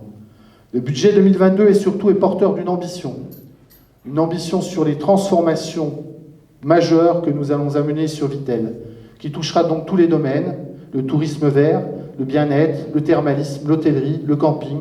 Ce sont pour toutes ces années du mandat à venir, pour mémoire, à la fin de plus de 80 à 90 millions d'euros qui seront engagés sur ces projets. Il est ambitieux aussi car il est au service des Vittellois, des activités sur le périscolaire, sur Vittel, sur l'enfance, en passant par les écoles, pour ceux qui en ont le plus besoin, à la culture, aux aménagements urbains et au sport, atout formidable pour notre collectivité, pour tous et par tous également. Il est ambitieux comme le département, comme la région, car Vittel, au nom par rapport à ses collectivités, est une véritable marque de destination, grâce à nos atouts. Ces transformations dessineront le Vittel de demain, à l'horizon de 2030. Elles impacteront les Vittellois et tout le territoire sur le long terme. C'est cela qu'il faut retenir. Mesdames, Messieurs, les conseillers municipaux, j'aimerais rajouter quelque chose. Notre ville est connue mondialement par son eau, par ses eaux. C'est parce qu'elle est connue mondialement, grâce à ses eaux, que des acteurs économiques s'intéressent à elle. Notre ville est attractive, elle a un nom. Cette marque est connue de tous, presque 170 ans d'histoire. Elle doit devenir une marque de destination touristique du département et de la région. Ce budget 2022 est au service d'une politique ambitieuse, certes, mais aussi, vous l'avez compris, prudentielle, dans un cadre maîtrisé des dépenses publiques. Il est raisonné, c'est sa troisième caractéristique. Mesdames, Messieurs, la fin de la baisse de la population ne se décrète pas d'un coup de baguette magique. C'est parce qu'il y a du travail, de l'emploi sur notre ville, sur notre territoire, qu'on attire les gens à se fixer. C'est parce que nous mettrons plus les œufs dans le même panier que nous multiplierons les pistes d'emploi, avec des formations également, à ne pas oublier en complément, que l'on fixera des personnes sur notre belle ville. C'est parce que nous proposerons et proposons des services de qualité à la population, sport, périscolaire, santé, évidemment la défense du SMUR et du chauve. Le docteur Gauthier le sait très bien, il l'a toujours défendu comme moi-même, en sont de formidables exemples. Je souhaite d'ailleurs qu'un groupe de travail, dans le cadre de la commission urbanisme, sous la présidence d'André Auchan, pour voir comment nous pouvons travailler et améliorer la situation à la fois sur le bâti existant, mais surtout peut-être sur la création possible d'un nouveau lotissement, peut-être à apporter de plus de bourses. Vous l'avez compris, nous sommes à la fois volontaires, raisonnés, ambitieux, compte tenu des enjeux, compte tenu de notre histoire, de notre ADN. Nous sommes au rendez-vous et cela va engager tout notre territoire. Voilà, mesdames, messieurs, ce que je voulais vous dire ce soir en conclusion. J'en profite de nouveau pour vous remercier, vous, pour les échanges que nous avons eus lors du débat et un peu ce soir, et remercier les services qui ont fait un travail remarquable. Madame la directrice générale des services, vous ferez passer le message à la collectivité. Voilà, mesdames, messieurs, nous allons donc passer au vote. Pour le budget général, qui est contre? Qui s'abstient? Je vous remercie. Pour le budget annexe de l'eau, qui est contre? Qui s'abstient? Vote à l'unanimité. Pour le budget annexe de l'assainissement, qui est contre? Qui s'abstient? Je vous remercie. Pour le budget annexe du quartier des collines, qui est contre? Qui s'abstient? Je vous remercie. Point suivant, qui concerne les autorisations de programme et les crédits de paiement, et je redonne la parole à Monsieur Floquet. Alors, plusieurs APCP ce soir. Donc, une première APCP qui est donc l'opération 126, Galerie Thermale, que nous allons non pas prolonger ce soir, mais clôturer. Vous avez sur le document qui est projeté actuellement donc le plan initial qui était de 6,7 millions d'euros. Et donc, on clôture cette APCP à 4,2 millions d'euros. Vous avez d'un côté sur les colonnes que vous voyez vous apparaître donc ce qui a été projeté et ce qui a été effectivement réalisé. À noter sur cette galerie thermale, donc un financement que je vous ai remis là sous forme de camembert, où vous voyez la réalité finale de comment tout ça a été financé. Vous voyez donc apparaître les financements donc pour un total de 4,2 millions d'euros. L'État a pris à sa charge un peu plus de 800 000 euros sur la base de fonds FNADT, FSIL, de la DRAC et une petite partie en réserve parlementaire. Vous avez la région Grand Est qui a pris à son compte 756 000 euros, qui représentent donc 17%. L'État, ça représentait 20%. Vous avez le Conseil départemental des Vosges qui a pris à sa charge 241 000 euros, qui représente 5,6%. Et puis la contribution de la Fondation du patrimoine et des 33 tranches de campagne de souscription, qui a donc rapporté à presque 70 000 euros. Un total de subventionnement de 1,9 million d'euros et donc un reste à charge à la ville de 2,3 millions d'euros sur la totalité de la période, évidemment, depuis 2015 jusqu'à 2020. Donc on clôture cette APCP ce soir, si vous en êtes d'accord, et vous ne la verrez donc plus apparaître dans la suite des documents budgétaires. Concernant les autres APCP, qui nous reste actuellement et qui court encore. Donc vous avez la P129, qui est donc le centre-bourg, qui est donc toujours valorisé à 4 millions d'euros. Et vous voyez la façon dont elle a été fixée de façon initiale sur le document que je vous projette et comment elle est actualisée avec cette année, donc, qui correspond à ce que vous avez voté dans le budget, des crédits à 460, un peu plus de 460 000 euros. Pour ensemble sportif, donc on est à 1,4 million d'euros, un tout petit peu plus. Et puis pour la voirie, donc on est à 1,21 million pour cette année, et toujours sur les mêmes montants d'autorisation de programme. Voilà, monsieur le maire, sur les APCP. Y a-t-il des questions? On passe au vote. Qui est contre? Oui, alors, excusez-moi, une par une. Rénovation de la galerie thermale. Qui est contre? Pour la clôture. Hein. Qui s'abstient? Je vous remercie. Pour la requalification du centre-bourg. Qui est contre? Qui s'abstient? Vote à l'unanimité. Je vous remercie. Réhabilitation des ensembles sportifs. Qui est contre? 2 contre. À 3, excusez-moi, puisque la procuration de Lemzey. Qui s'abstient? Je vous remercie. Qui est pour la voirie 2020-2026. Donc vous avez vu plus de 6 millions d'euros, évidemment. Quand on dit ça, ça veut dire qu'aussi on fait les travaux d'assainissement et d'eau, et c'est des sommes qui ne sont pas neutres pour une collectivité comme la nôtre. Qui est contre? Qui s'abstient? Je vous remercie. Point suivant qui concerne une subvention exceptionnelle, aide en faveur de l'Ukraine. Donc c'est moi qui vais prendre la main. Et puis je donnerai la parole à Sylvie Vincent qui vous explique un petit peu ce qui s'est passé sur les territoires, parce qu'il y a eu quand même une mobilisation des personnes du territoire vitellois et beaucoup de la communauté de communes, certaines communes, je pense à Don-Julien notamment, qui ont fait un travail formidable, et vu les circonstances, je crois que c'est important. Donc depuis le début du conflit russo-ukrainien, le CCAS a été mobilisé pour collecter les dons au sein du bâtiment impérial. Et la protection civile a transporté déjà 18 mètres cubes de vêtements, couvertures, produits d'hygiène, matériels médicaux vers le centre de Strasbourg, avant un transport par avion pour l'Ukraine. Il y a quelques temps déjà, ou peut-être en train d'ailleurs.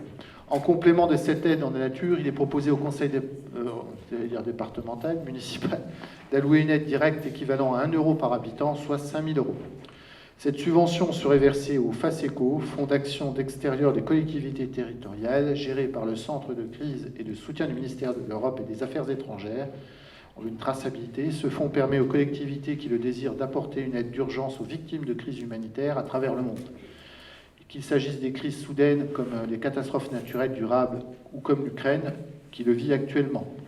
Afin d'assurer que les aides versées par les collectivités soient gérées de manière pertinente, la gestion de ce fonds est confiée à des agents de l'État, experts dans le domaine humanitaire d'urgence, qui travaillent en liaison étroite avec les organisations internationales et les ONG françaises.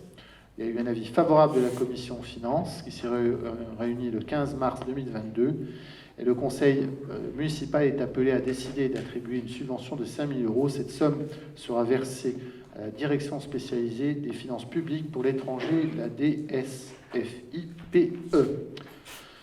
Voilà ce que je voulais vous dire. Donc je vais donner la parole à Sylvie, et puis ensuite on échangera, on se pose, enfin, si vous le souhaitez, et on passera au vote. Merci Monsieur le maire, bonsoir à tous. Oui, je précise que le CCAS donc, a mené une grande action évidemment envers l'Ukraine. Moi, je remercie la population vitelloise et alentour parce qu'il y a eu une forte mobilisation au niveau des dons concernant notamment les produits d'hygiène et les produits de santé qui sont partis. Le dernier voyage a été fait vendredi dernier. Bien évidemment, nous acceptons encore des dons aujourd'hui. Il y en a eu encore quelques-uns qui ont été encore déposés à la maison ressources. Pour l'instant, on va les garder à la maison ressources. Et si, voilà, on appellera encore la protection civile qui viendra quand même encore les chercher ces derniers jours. Je tiens à préciser que les vêtements sont restés stockés à l'Impérial puisque la protection civile a stoppé l'envoi de vêtements parce qu'il y en avait de trop. Par contre, je tiens à rassurer la population qui a apporté tous ces vêtements. Nous sommes mis en collaboration avec la Croix-Rouge qui viendra les récupérer prochainement. Voilà. Et moi, je tiens à remercier le service du CCAS parce qu'elles ont vraiment été monopolisées. Il a fallu mettre tout en carton et tout répertorier. Ça a été un gros travail de fond. Voilà, donc je tiens à remercier aussi les agents du CCAS. Voilà, merci.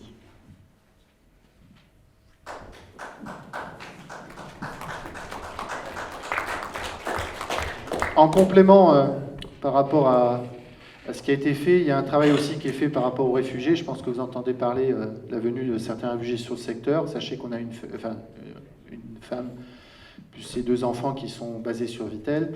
Vous dire aussi qu'on a fait j'ai contacté Fabrice Barbe, qui est le responsable de Vogélis, enfin directeur général de Vogélis, pour travailler justement avec lui sur les vacances de Vogélis, justement, les vacances qu'on appelle les vacances techniques. Donc il y a un recensement d'appartements qui existe. En complément, sachez que la ville de Vittel a mobilisé, va mobiliser, c'est en cours de finition, 1 voire même peut-être 2 appartements, plus une maison dans le cadre thermal. Donc ce qui veut dire en fait concrètement que voilà, nous sommes prêts. Il y a un travail qui est fait avec la préfecture, parce qu'on ne fait pas n'importe quoi par rapport à l'accueil des réfugiés, ça il faut aussi le dire. Et voilà, il a fallu se mettre justement, coordonner l'action avec l'État, comme vous le savez, puisque le préfet a souhaité avoir la main, ce qui est normal par rapport à tout ce qui s'est passé. C'est pour ça qu'on avait, d'une part, on a un tout petit peu attendu pour bien sécuriser par rapport à tout ça avant de communiquer, même si on a communiqué très vite, puisqu'on est parmi les villes qui avaient le plus vite communiqué dans les Vosges. Voilà ce que je voulais rajouter en complément. Est-ce qu'il y a des questions, messieurs, dames ? Bon, je crois que c'est une belle initiative. Et voilà, j'espère que on va oublier vite fait, même si ça sera très très compliqué, ces derniers événements qui sont vraiment très très graves, quoi. Je pense à Mariupol, du côté là-bas, c'est compliqué. On passe au vote. Qui est contre ? Qui s'abstient ? Je vous remercie et du fond du cœur. Vie associative, et nous allons passer la parole aux délégués compétents, donc qui concerne l'éducation et l'adhésion de l'association à l'association départementale pour les transports éducatifs de l'enseignement public. Encore un acronyme, ADATEP. Oui, merci Monsieur le maire. Donc effectivement, l'ADATEP, c'est l'Association nationale pour les transports éducatifs de l'enseignement public. Donc ils ont une organisation départementale qui est l'ADATEP 88. Et en fait, si vous voulez, c'est une association qui est en charge de proposer la sécurisation dans les transports publics. Donc nous, on est concernés du fait, puisqu'on a des transports scolaires urbains. Donc en fait, ils viennent, là c'est sur 2 journées, dans les écoles. Ils font monter les gamins dans les bus et leur font une simulation d'accident et de comment il faut réagir en situation un peu périlleuse. Et donc, vous voyez, la contribution, c'est que seulement 38 € annuels. Et Et eux, ils viennent sur 2 journées pour faire cette émission. Donc, ça nous a paru assez opportun de proposer d'adhérer à cette association. Voilà, monsieur le maire, s'il y a des questions. Y a-t-il des questions? Pas de questions, on met au vote. Qui est contre? Qui s'abstient? Je vous remercie. Vote à l'unanimité. Le patrimoine, avec, j'en parlais dans l'introduction, la cession de l'immeuble d'Hydro-France, avec la modification de la délibération du 15 février 2019.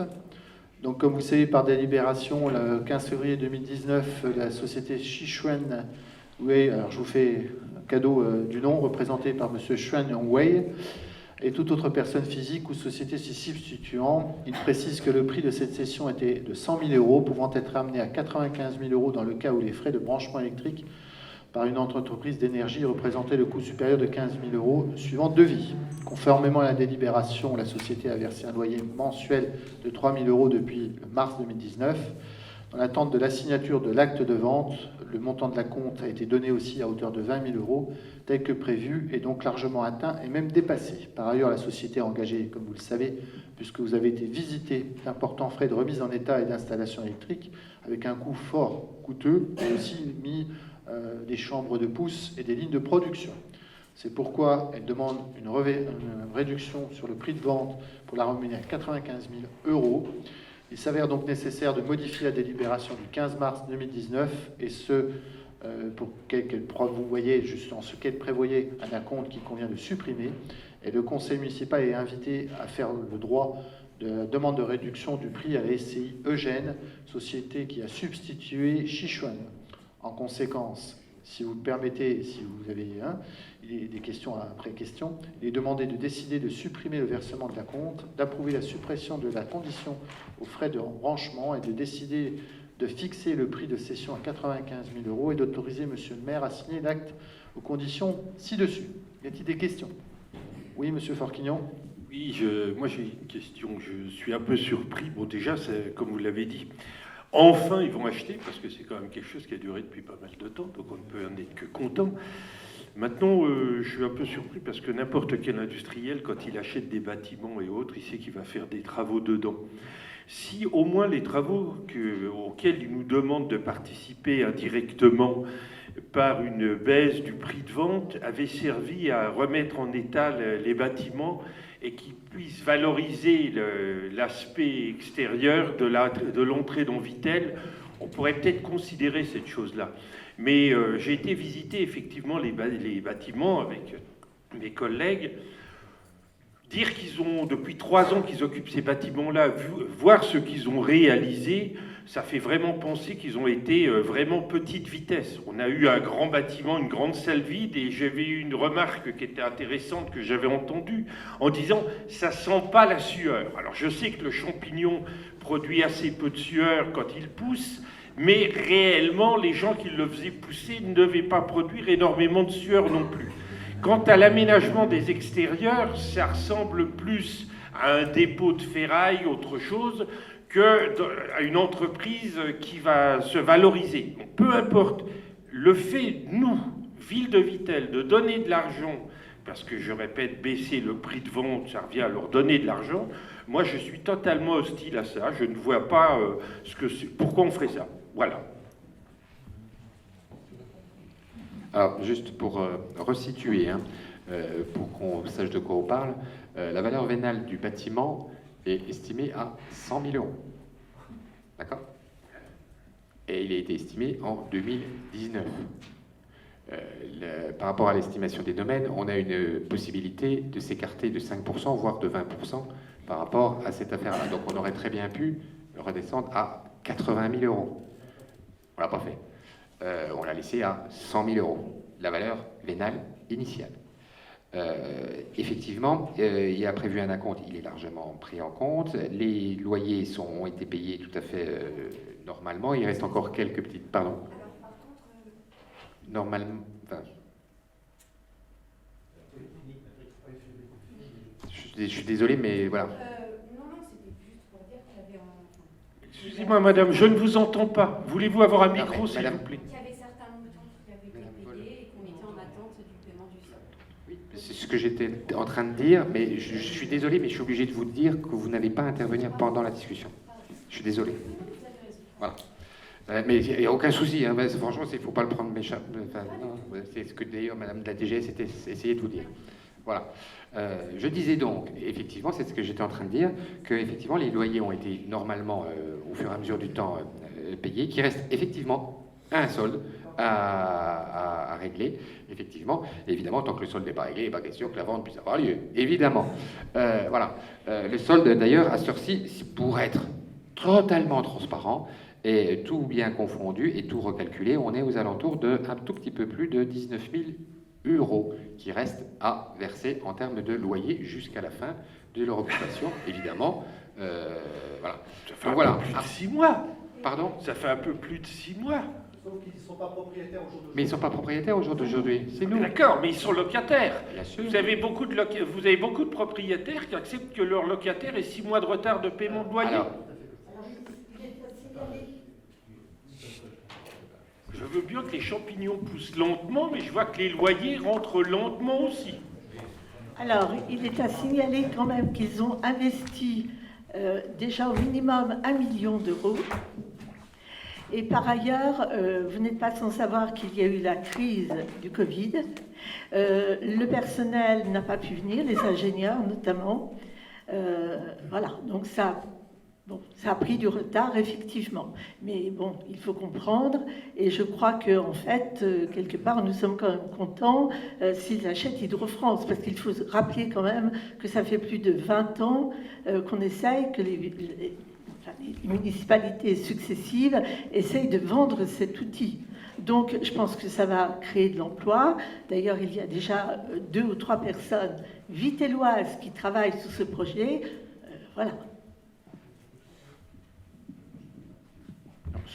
Simplement, je trouve, Monsieur Forquignon, que vous avez une drôle de façon d'accueillir des gens qui viennent sur Vittel et qui viennent investir à Vittel. On vient de vous rappeler le montant, 1 million d'investissements de travaux. Bon, on a bien conscience qu'il y a encore des loyers à payer, des travaux encore à réaliser, mais je pense que c'est pas comme ça qu'il faut accueillir des investisseurs, notamment étrangers, qui viennent sur notre commune, qui viennent y investir. Et puis, est-ce qu'il y avait d'autres solutions, d'autres alternatives depuis plus de 20 ans? Ça fait partie des friches qu'on nous a léguées et qu'on doit gérer.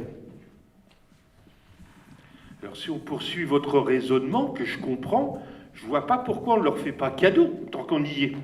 Si on pousse un raisonnement jusqu'à l'absurde, allons-y. Puisqu'on est tellement content qu'ils viennent, eh ben, leur donnons-leur le bâtiment, leur donnons pas 5 000 € seulement. N'exagérons pas, Monsieur Forquignon. Je vais être très clair.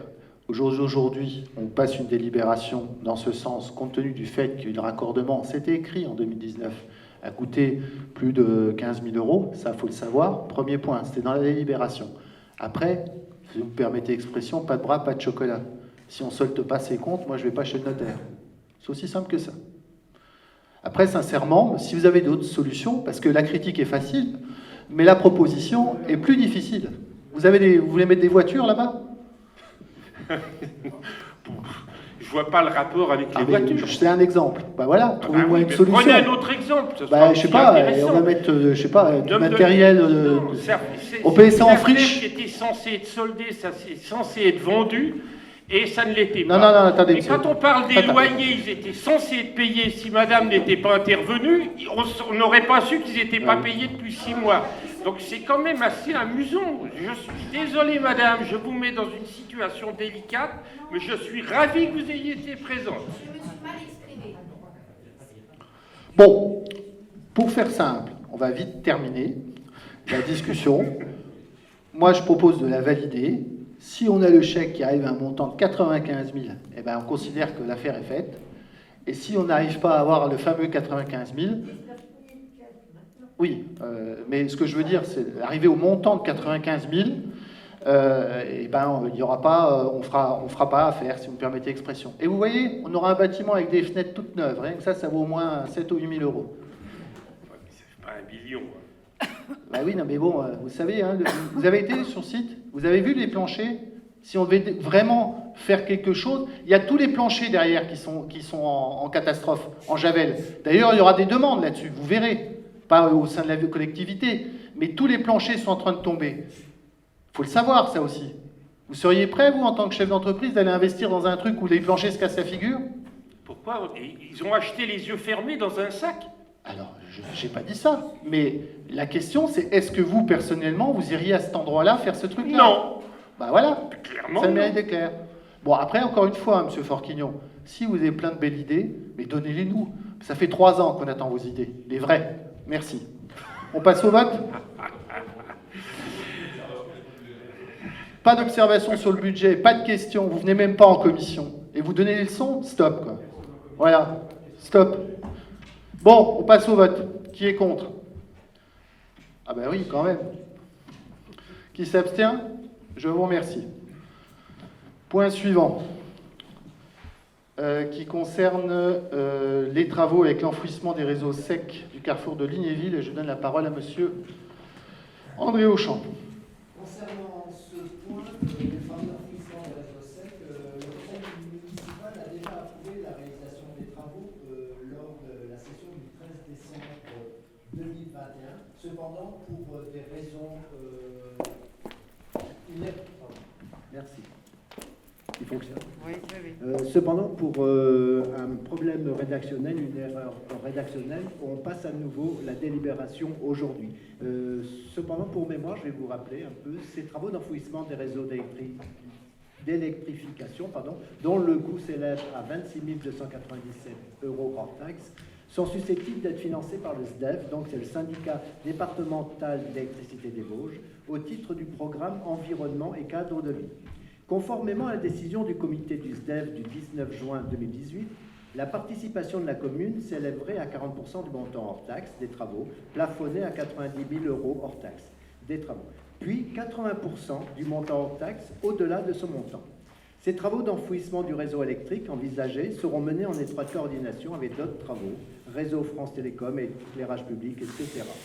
Or, comme je vous l'ai dit, suite à une erreur de rédaction dans la délibération sus-mentionnée, le SDEF demande la modification, ce qui a été fait, puisque la ville de Vittel décide de réaliser ces travaux et par conséquent s'engage à verser sa participation avant l'attribution de la subvention.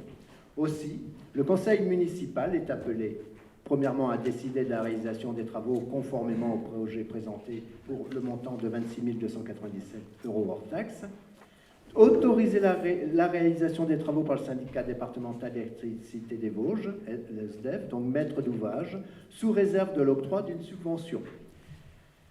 Et décider de s'engager à verser au syndicat départemental d'électricité des Vosges, le SDEF, dès que la demande lui sera faite, la somme de 10 518 €, représentant 40% du montant des travaux hors taxe.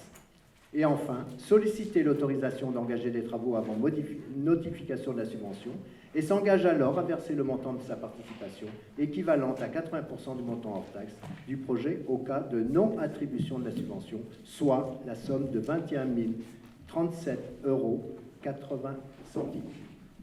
Merci André. Y a-t-il des questions? Donc c'est pour faire des travaux, vous l'avez compris. On passe au vote. Qui est contre? Qui s'abstient? Je vous remercie. Point suivant qui concerne la régie câble et je demande à monsieur Thierry Ledzinski de sortir de la salle. S'il vous plaît.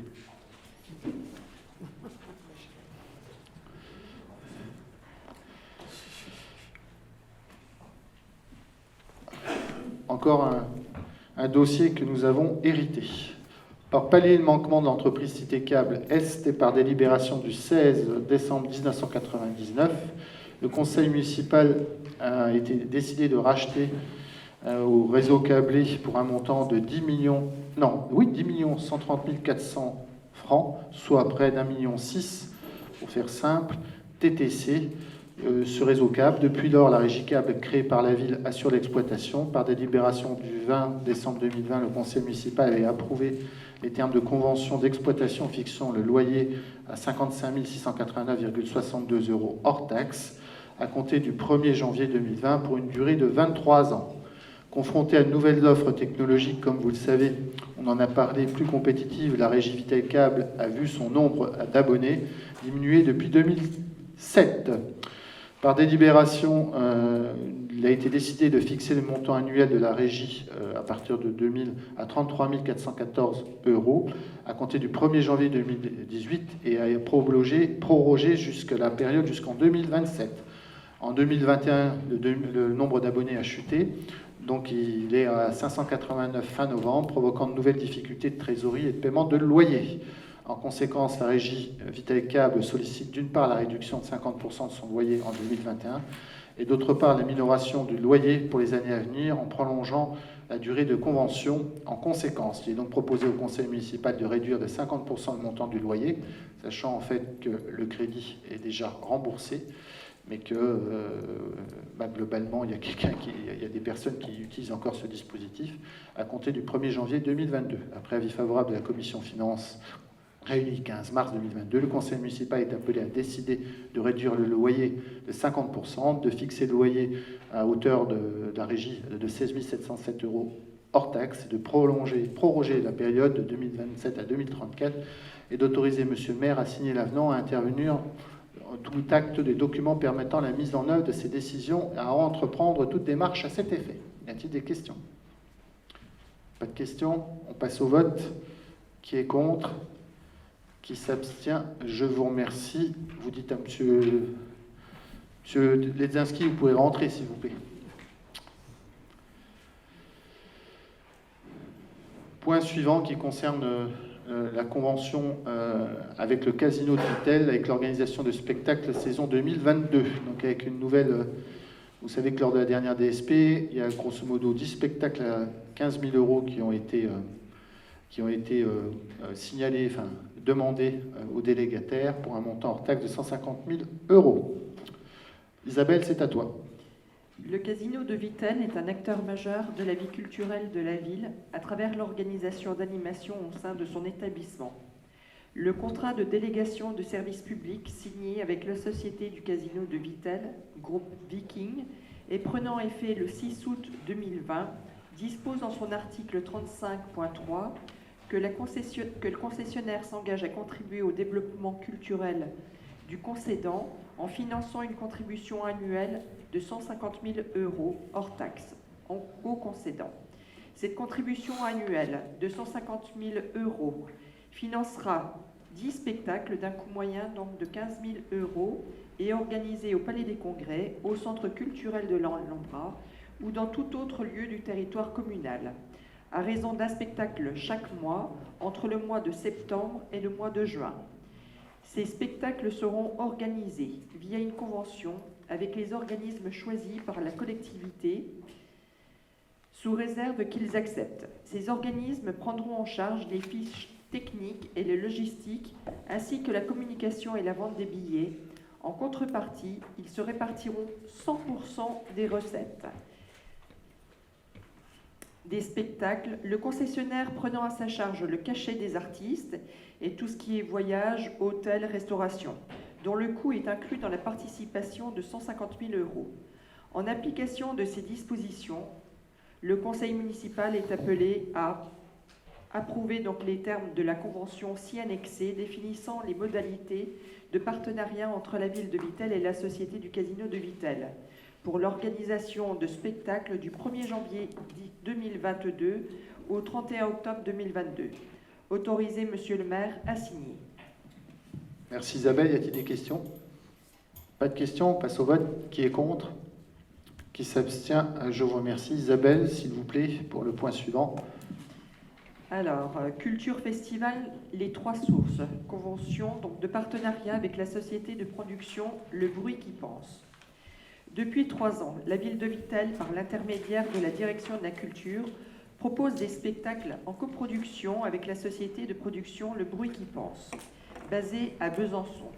En s'appuyant sur ce partenariat, au retour très positif, Le Bruit qui pense a choisi Vitel comme lieu d'accueil de son premier festival, Les Trois Sources, qui se déroulera le 30 juin, 1er et 2 juillet 2022 sur le grand parking du stade Boulommier. Une douzaine d'artistes seront programmés avec une fréquentation attendue de 30 000 personnes sur les 3 jours. Ce festival sera porté à 100% par la société de production avec un soutien de la ville de Vitel. À ce titre, une convention de partenariat décrit les engagements de la société de production et les moyens mis en œuvre, ainsi que les aides indirectes apportées par la ville. Mise à disposition du personnel et ou d'équipements, prise en charge de frais, communication, hébergement. En conséquence, le conseil municipal est appelé à approuver les termes de la convention ci annexée entre la ville et la société de production Le Bruit qui pense. Approuver la prise en charge des frais liés à ce festival dans la limite maximale de 17 600 €. Autoriser Monsieur le maire à la signer ainsi que tout document y afférent. Merci. Y a-t-il des questions? Oui, Monsieur Forquignon. Oui, je voulais savoir si les 17 600 € ils seront pris dans le budget de la direction culturelle. Logiquement, oui. Merci. Mais ça ramène quand même 30 000 personnes. Avec un peu de chance, on aura peut-être un peu de personnes qui résident à la fois dans les hôtels et au niveau des campings. Donc il y a peut-être aussi un intérêt secondaire par rapport à l'activité vitelloise. D'autres questions? On passe au vote. Qui est contre? Qui s'abstient? Je vous remercie. Point suivant, qui concerne Madame Cossin et l'environnement, les forêts, la destination... Non, autant pour moi. C'est Christian, ça. L'éducation, le renouvellement de la convention d'aide au temps libre sur fonds locaux de la Caisse d'allocation familiale des Vosges pour le séjour à SH. Et Christian, excuse-moi. Voilà, donc comme c'est un point qui est récurrent, puisque c'est une convention que nous signons tous les ans. Donc, comme le rappelait Monsieur le maire, donc c'est une convention donc, qui va permettre à la ville et surtout donc, à son centre de loisirs de continuer à organiser donc, l'accueil collectif de loisirs le mercredi et pendant les vacances. Donc on est appelé à approuver donc, cette convention et à la voter de nouveau cette année. Voilà, Monsieur le maire, donc le Conseil est appelé à approuver les termes de la convention d'aide au temps libre sur les fonds locaux de la Caisse familiale des Vosges pour l'année 2022 pour les séjours en ASH et autoriser Monsieur le maire à signer le renouvellement de cette dite convention. Merci Ghislaine. Y a-t-il des questions? Pas de questions. On passe au vote. Qui est contre? Qui s'abstient? Je vous remercie et je passe la parole pour le point environnement, enfin, et avec toutes mes excuses, à Monsieur Christian Grégoire. Christian. Merci Monsieur le maire. Donc concernant la vente des grumes et les ventes après façonnage des produits forestiers, entre guillemets, la partie au pied, si tu veux passer la suivante. Donc concernant les hauts-pieds et les petits bois, un professionnel, donc l'Office national des forêts propose de fixer la destination des produits issus des parcelles 62 et 64.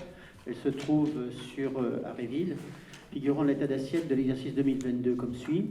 Donc la vente des grumes façonnées au cours de la campagne 2022-2023, la vente des autres produits, houppiers et petits bois, au cours de la campagne 22-23, à un professionnel après le façonnage à destination de bois d'industrie et de bois d'énergie. Donc, par ailleurs, le conseil municipal est appelé à laisser le soin à l'Office national des forêts de fixer les découpes dimensionnelles, autoriser Monsieur le maire à signer les contrats et conventions correspondants, et décider de reporter les parcelles 23I, 34, 37, 54, 77, 78 et 80 à un exercice ultérieur en raison de suffisance de bois. Concernant la vente de grumes façonnées au partage en nature des produits houppiers et petits bois aux affouagistes, donc dans ce cadre, nous avons prévu, avec l'Office national, de fixer la destination des produits figurant à l'état d'assiette 2022 à l'exercice 2024 des parcelles suivantes. La parcelle 21I, alors cette parcelle se trouve normalement dans le... On dirait, il y a un projet de route cyclable entre Vittel et Contrex, et de manière à ne pas impacter la desserte, entre guillemets, de cette potentielle piste cyclable. Donc on va anticiper en 2020 la parcelle 21I, qui normalement est prévue en 2024. Donc les parcelles 8, 10, 19I, 20, 22, 70, 72, 73, 75, 76I, y compris les parcelles diverses pour les produits accidentels de l'année, donc ce qu'on appelle communément les chablis quand il y a des intempéries importantes. Donc on fera la vente des grumes façonnées au cours de la campagne 22-23, partage en nature des autres produits, houppiers et petits bois, entre les affouagistes au cours de la campagne 22-23. Pour information, on espère avoir plus d'affouagistes cette année, compte tenu du fait qu'effectivement, il y aura certainement des besoins suite à l'impact économique pour que les gens puissent se chauffer. Donc, dans ce cadre, je vous rappelle que les ventes de bois ont rapporté en 2021 106 964,64 €. On avait fait une prévision de 68 000 €, alors le malheur est bon pour certains. Et en 2022, nous avons déjà 122 902,89 € à la date du 23, compte tenu du fait que les cours de bois ont notamment bien augmenté. Donc, par ailleurs, le conseil municipal est appelé à laisser aux soins de l'Office national des forêts de fixer les découpes dimensionnelles, décider de répartir l'affouage par le feu, de désigner M. Christian Grégoire et M. François Mamelier, ainsi que M. Daniel Perquin en qualité de garant responsable pour les affouages, et fixer le délai unique d'exploitation, façonnage et vidage des bois partagés en affouage au 15 septembre 2023. Donc, à l'expiration de cette date, les affouagistes pourront être déchus de leurs droits. Donc, la ville pourra récupérer le bois, mais il ne sera pas perdu puisqu'on le remettra à des gens qui n'ont pas la capacité d'avoir les moyens d'acquérir le bois. Je sors. Oui, j'allais le dire. Merci. Donc, vous me signalez que M. Grégoire sort de la salle et ne participe pas au vote, ni au débat. Y a-t-il des questions? Pas de questions? On passe au vote. Qui est contre? Qui s'abstient? Je vous remercie. Point suivant qui concerne en fait la communication des décisions prises par Monsieur le maire. Et toujours pareil, avec à la fois les autres décisions et des intentions d'aliéner des cessions de fonds de commerce. Et puis, nous allons passer à la fois à des questions diverses que je n'ai pas eues, mais surtout à des... je vais parler du pôle public, mais surtout un petit point d'information à la fois sur les aides et les subventions qu'on a perçues et sur l'hôtel des Thermes pour vous dire où on en est. Sur la partie aide et subventions, nous avons reçu sur la partie installation des capteurs de sectorisation à un montant de 97 335 €, 18 494 € de la part du conseil départemental, sachant que l'agence de l'eau va venir aussi en complément. Toujours du conseil départemental, nous avons reçu à la fois 4 000 € pour la commune concernant la réalisation d'une étude de développement touristique et des études stratégiques et d'assistance d'ouvrages sur les futures exploitations du camping municipal, c'était ça, et puis des travaux d'éclairage public sur 2 rues, la rue Sœur Charité et la rue des Vosges pour 1 285 € et 1 023 €. Voilà, concernant maintenant le dernier point que je voulais vous parler, c'était en fait l'hôtel des Thermes. Vous dire en fait que oui, le processus est très long, puisque il y a plusieurs architectes qui travaillent sur le projet, notamment sur la coque du bâtiment, l'hôtel et sur la partie casino, qu'il y a beaucoup de demandes et de réunions de coordination au niveau des ABF, donc des Monuments de France, que c'est en cours en fait de finalisation. Il faudra certainement faire correspondre les deux plannings, à savoir les plannings des travaux de la coque, voire même de l'hôtel, et surtout du casino, pour justement qu'on fasse les travaux d'un seul bloc. C'est ce que je voulais vous dire ce soir. Donc on avance sereinement. C'est long parce qu'il y a des délais administratifs, compris avec les ABF, mais n'ayez crainte, les gestionnaires sont toujours présents, et je dirais même mieux, avec l'appui du département et de la région, je pense qu'on va faire quelque chose de pas mal. Voilà, je vous souhaite en tout cas une bonne soirée, et puis à bientôt. Voilà, bonne soirée à tous.